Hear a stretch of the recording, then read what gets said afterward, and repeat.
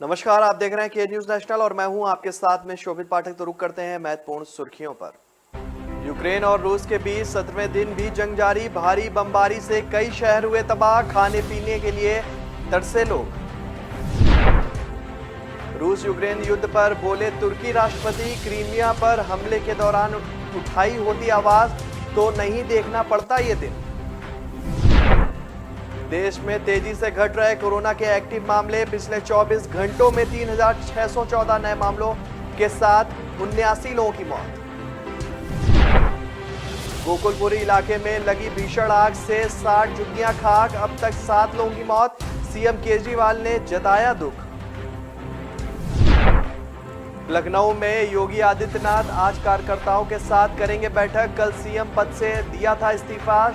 शपथ ग्रहण की तारीख पर सस्पेंस। यूक्रेन और रूस के बीच तीसरे सप्ताह भी भीषण जंग जारी है। रूसी सैनिक लगातार यूक्रेन के अलग अलग शहरों पर बम के गोले बरसा रहे हैं। दोनों देशों के बीच आज शनिवार को 17वें दिन भी खूनी संघर्ष जारी है। रूस हमला तेज करते हुए कई शहरों पर घातक बमबारी को अंजाम दे रहा है। रूस की सेना अब देश की राजधानी कीव की ओर तेजी से आगे बढ़ रही है। यूक्रेन की सरकार ने दावा किया है कि शुक्रवार को पश्चिमी इलाकों में हवाई अड्डों के पास कई बम धमाके किए गए हैं। पर्यवेक्षकों और सैटेलाइट तस्वीरों से कुछ ऐसे संकेत मिले हैं कि व्लादिमीर पुतिन के सैनिक का काफिला काफी लंबे वक्त से कीव के बाहर रुका हुआ था। राजधानी कीव की ओर बढ़ते रूस के 64 किलोमीटर लंबे काफिले की ज्यादातर गाड़ियां फायरिंग मोर्चे पर तैनात नजर आ रही हैं। यूक्रेन के निप्रो में रूसी हवाई हमले के बाद छोटे बच्चों के स्कूल और एक रिहायशी इमारत में आग लग गई।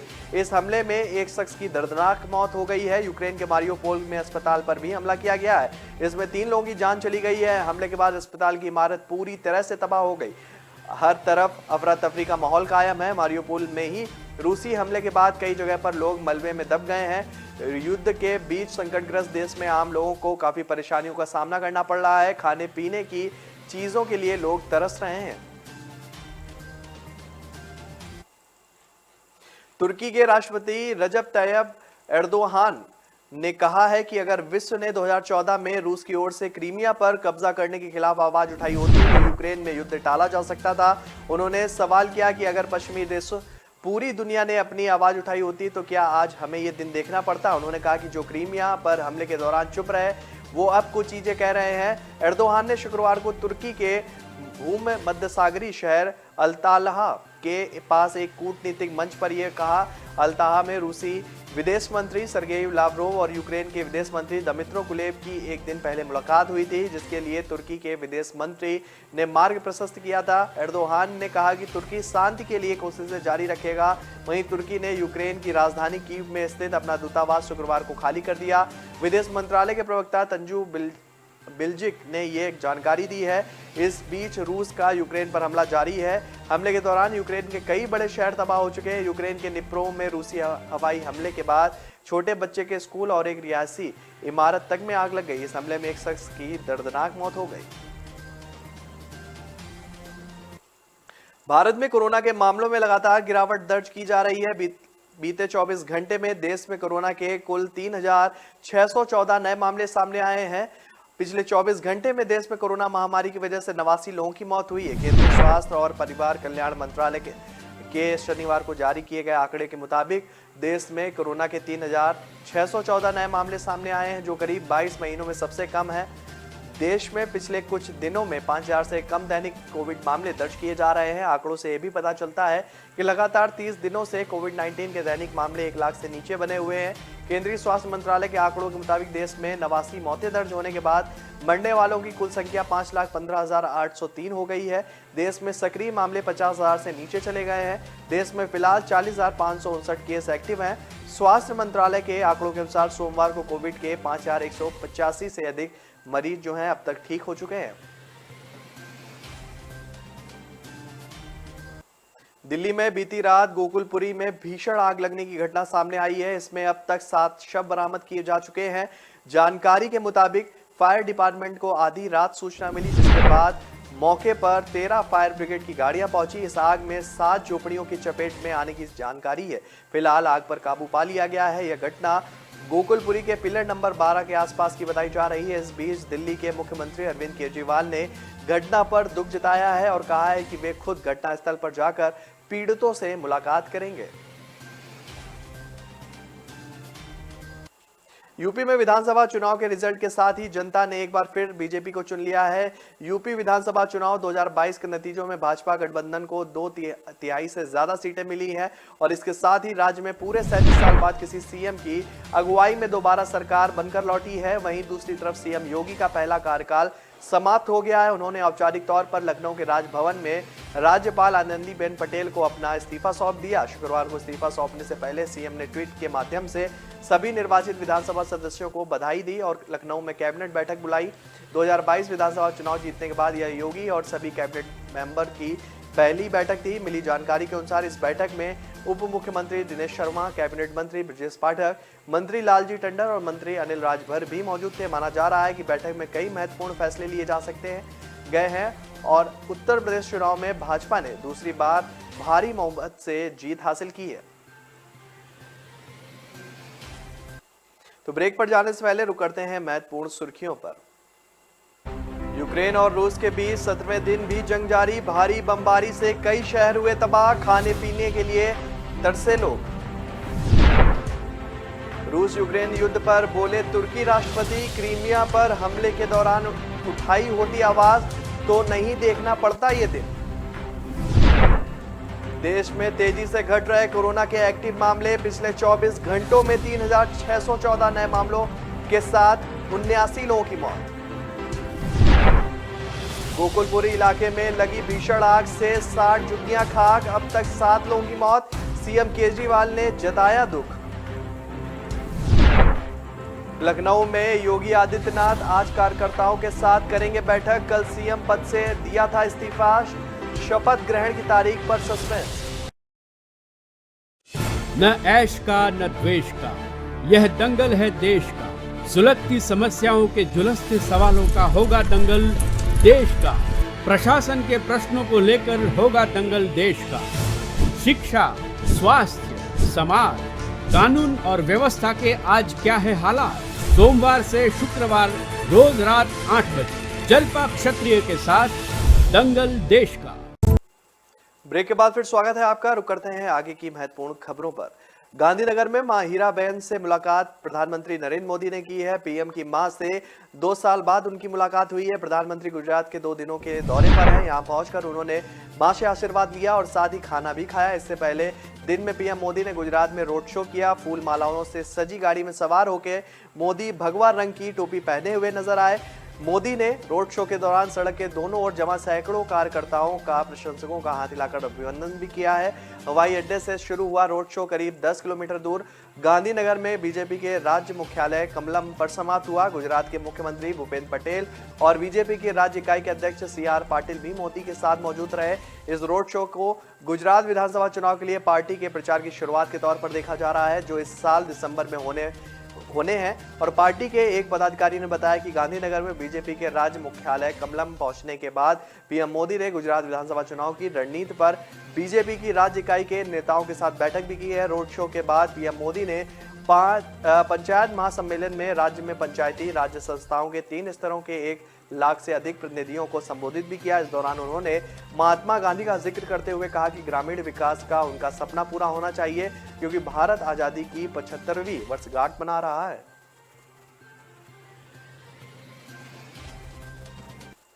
भारत और चीन ने शुक्रवार को पूर्वी लद्दाख में 22 महीने से जारी गतिरोध को हल करने के लिए आपस में 15वें दौर की उच्च स्तरीय सैन्य वार्ता की है। 11 मार्च यानी शुक्रवार को दोनों देशों के मिलिट्री कमांडर्स पूर्वी लद्दाख के चुशूल में सैन्य बातचीत के लिए इकट्ठा हुए थे। भारत के रक्षा प्रतिष्ठान सूत्रों की माने तो विवाद को सुलझाने के लिए हाल में दोनों देशों के जो बयान सामने आए हैं वे सकारात्मक और उत्साहजनक हैं।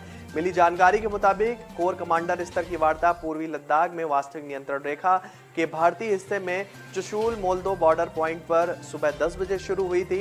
यह पता चला है कि भारतीय पक्ष ने देवशांग बल्ज और डेमचोक में मुद्दों को हल करने समेत टकराव वाले शेष स्थानों पर जल्द से जल्द सेना को हटाने पर जोर दिया है। इससे पहले हुई वार्ता में गतिरोध को हल करने में कोई महत्वपूर्ण प्रगति नहीं हुई थी। वार्ता के दौरान हॉट स्प्रिंग क्षेत्रों में सैनिकों को पीछे हटाने की प्रक्रिया को आगे बढ़ाने पर ध्यान केंद्रित किया गया। वार्ता में भारतीय प्रतिनिधिमंडल का नेतृत्व लेह स्थित 14वीं कोर के नवनियुक्त commander lieutenant general Anit Sengupta ने किया।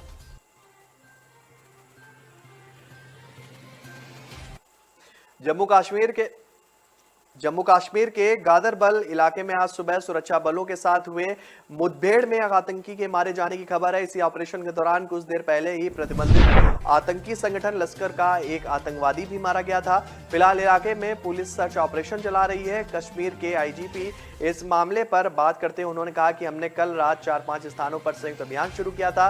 पुलवामा में अब तक एक पाकिस्तानी सहित जैश के 2 आतंकवादी मारे गए हैं। वहीं गादरबल और हंदवाड़ा में लश्कर के एक आतंकवादी मारे गए हैं। इसके अलावा हमने आतंकवादियों को भी गिरफ्तार किया है। उन्होंने कहा कि हंदवाड़ा और पुलवामा में मुठभेड़ अभियान खत्म हो गया है। आपको बता दें कि बीते गुरुवार यानी कि 10 मार्च को दक्षिण कश्मीर के पुलवामा जिले में सुरक्षा बलों और आतंकवादियों के बीच मुठभेड़ हुई।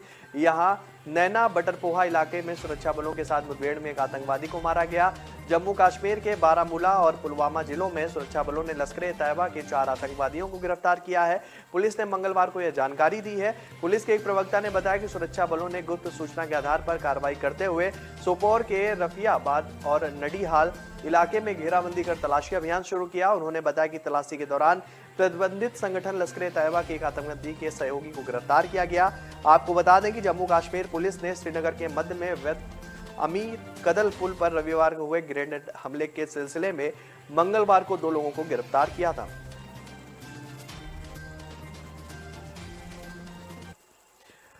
पंजाब में अरविंद केजरीवाल के नेतृत्व वाली आम आदमी पार्टी की ऐतिहासिक जीत हुई है। पार्टी के कार्यकर्ता से लेकर नेता तक जश्न में डूबे हुए हैं। पंजाब के लोगों ने भगवंत मान को मौका दे दिया है। प्रदेश में आम आदमी पार्टी की ऐसी आंधी चली कि बड़े बड़े सियासी दिग्गज धराशायी हो गए। अब पार्टी सरकार बनाने की तैयारियों में जुट गई है। भगवंत मान प्रदेश के मुख्यमंत्री बनने जा रहे हैं। भगवंत मान 16 मार्च यानी कि बुधवार को मुख्यमंत्री पद की शपथ लेंगे। इसके लिए सारी तैयारियां करीब करीब पूरी हो चुकी हैं। इससे पहले बीती शाम मोहाली में हुई विधायक दल की बैठक में भगवंत मान का जो है उनको नेता चुन लिया गया है। अब भगवंत मान आज सुबह 10:30 बजे राज्यपाल बनवारी लाल पुरोहित से उन्होंने मुलाकात की है। भगवंत मान शहीद भगत सिंह के गांव खट्टर कला में शपथ लेंगे। भगवंत मान सुबह 10:30 बजे प्रदेश के राज्यपाल बनवारी लाल पुरोहित से मुलाकात उन्होंने की और फिर सरकार बनाने का उन्होंने दावा भी पेश किया।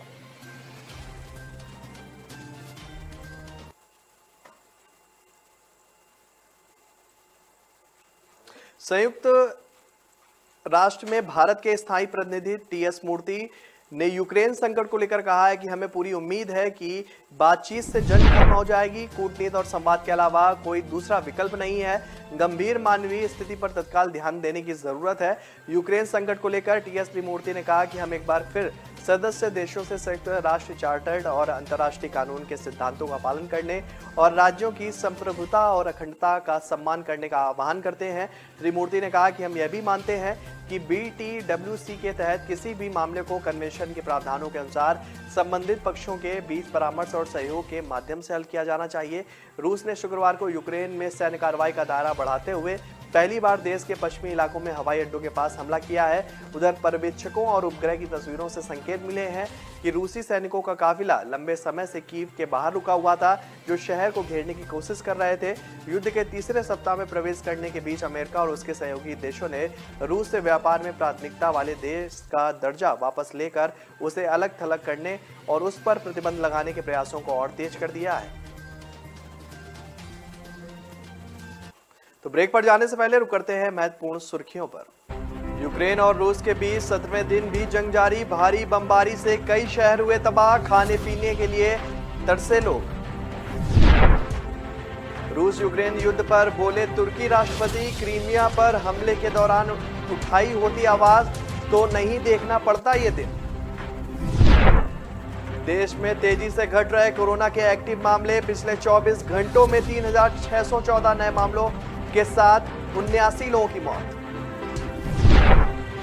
गोकुलपुरी इलाके में लगी भीषण आग से 60 झुग्गियां खाक। अब तक 7 लोगों की मौत। सीएम केजरीवाल ने जताया दुख।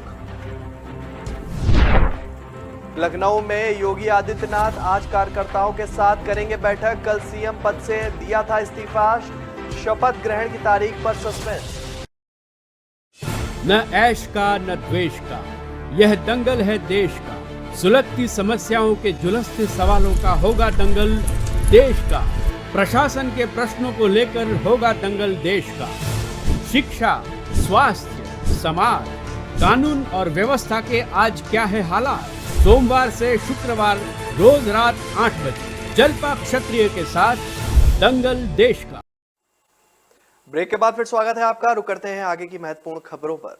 बिहार सरकार में मंत्री और बीजेपी के राष्ट्रीय प्रवक्ता शहनवाज हुसैन ने कहा है कि यूपी समेत 4 राज्यों में जो बीजेपी की जीत हुई है क्योंकि पीएम मोदी ने देश में हर क्षेत्र में विकास किया है। उन्होंने कहा कि प्रधानमंत्री गरीब कल्याण अन्न योजना के तहत गरीबों को मुफ्त राशन उन्होंने दिया जा रहा है। हर घर में शौचालय बनवाया गया। आवास योजना के तहत गरीबों को घर दिया गया, गैस सिलेंडर दिया गया। उसी का नतीजा है कि बीजेपी को चारों राज्यों में जीत मिली है। शहनवाज हुसैन ने कहा कि बिहार विधान परिषद की 24 सीटों पर चुनाव होना है। सभी 24 सीटों पर एनडीए मजबूत स्थिति में है। सभी सीटें हम लोग जीतेंगे। वहीं बिहार बीजेपी के विधायकों के द्वारा मंत्री एवं विकासशील इंसान पार्टी प्रमुख मुख्य सहनी को बिहार एनडीए से बाहर करने की उठ रही मांग पर शहनवाज ने कहा, इस बारे में मुझे अभी कोई जानकारी नहीं है, ना शीर्ष नेतृत्व इस पर अभी कोई विचार कर रहा है, इसलिए इस पर कोई भी टिप्पणी नहीं कर पाऊंगा। वहीं जदयू यूपी में एक भी सीट हासिल नहीं कर पाई है, लेकिन मणिपुर में उसने 6 सीटों पर जीत हासिल की है।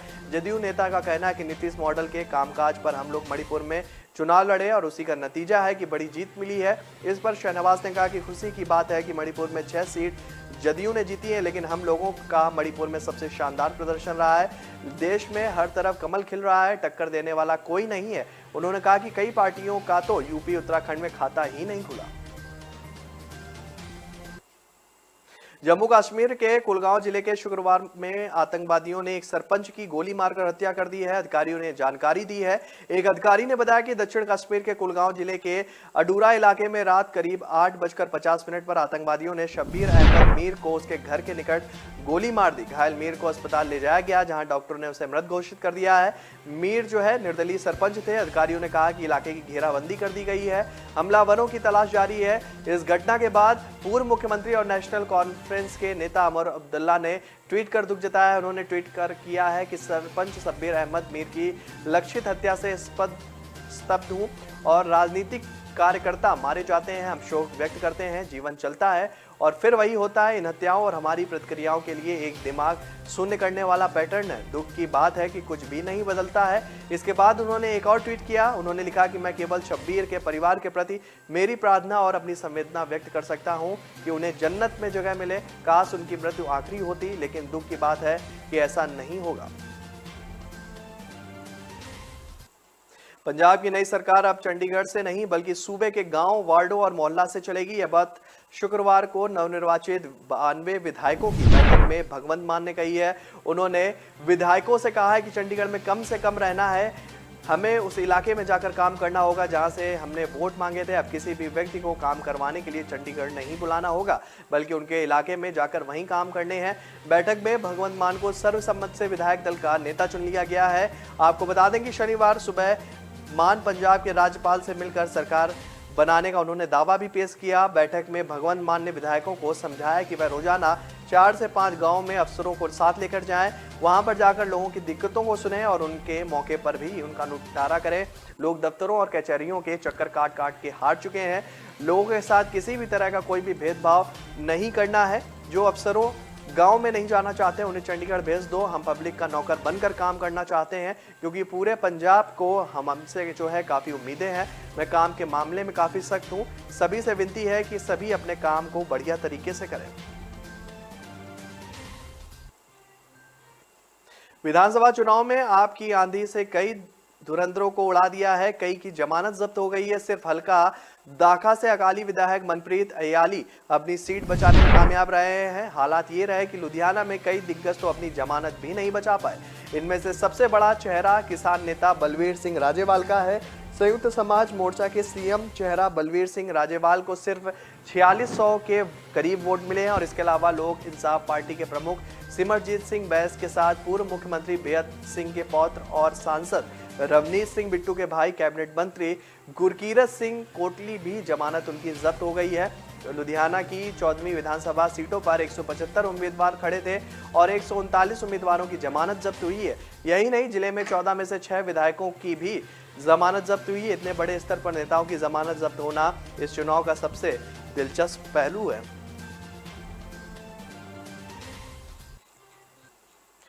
पंजाब विधानसभा चुनाव में आम आदमी पार्टी की जीत के बाद शुक्रवार को भगवंत मान ने आप सुप्रीमो अरविंद केजरीवाल से दिल्ली में उनके आवास पर मुलाकात की। उन्होंने 16 मार्च को होने वाले शपथ ग्रहण समारोह में आने के लिए केजरीवाल को न्योता भी दिया। भगवंत मान ने अरविंद केजरीवाल, दिल्ली के उप मुख्यमंत्री मनीष सिसोदिया एवं पार्टी के पंजाब मामलों के सह प्रभारी राघव चड्ढा के साथ बैठक की और आगे की रणनीति पर चर्चा भी की। बैठक में यह निर्णय लिया गया कि भगवंत मान और अरविंद केजरीवाल 13 मार्च को गुरु की नगरी अमृतसर में श्री हरमंदिर साहिब, दुगरियाना मंदिर और राम तीर्थ मंदिर के दर्शन करेंगे। ऐतिहासिक जीत के लिए माथा टेककर भगवान का शुक्रिया अदा करेंगे। इसके बाद दोनों नेता अमृतसर में साथ में पंजाब की जनता को धन्यवाद देने के लिए रोड शो करेंगे। 16 मार्च को भगवंत मान शहीद आजम भगत सिंह के पैतृक गांव खटकड़कला में पंजाब के मुख्यमंत्री पद की शपथ लेंगे। गुरुवार को पंजाब में आम आदमी पार्टी की ऐतिहासिक जीत के बाद भगवंत मान ने घोषणा की थी कि वे शहीद भगत सिंह के सम्मान में और उनके श्रद्धांजलि देने के लिए उनके गांव खटकड़कला में शपथ लेंगे। तो फिलहाल इस बुलेटिन में मेरे साथ इतना ही। आगे की खबरों के लिए बने रहिए के न्यूज नेशनल के साथ। तब तक के लिए नमस्कार। यूक्रेन और रूस के बीच 17वें दिन भी जंग जारी। भारी बमबारी से कई शहर हुए तबाह। खाने पीने के लिए तरसे लोग। रूस यूक्रेन युद्ध पर बोले तुर्की राष्ट्रपति। क्रीमिया पर हमले के दौरान उठाई होती आवाज तो नहीं देखना पड़ता ये दिन। देश में तेजी से घट रहे कोरोना के एक्टिव मामले। पिछले 24 घंटों में 3614 नए मामलों के साथ 79 लोगों की मौत। गोकुलपुरी इलाके में लगी भीषण आग से 60 झुग्गियां खाक। अब तक 7 लोगों की मौत। सीएम केजरीवाल ने जताया दुख। लखनऊ में योगी आदित्यनाथ आज कार्यकर्ताओं के साथ करेंगे बैठक। कल सीएम पद से दिया था इस्तीफा। शपथ ग्रहण की तारीख पर सस्पेंस।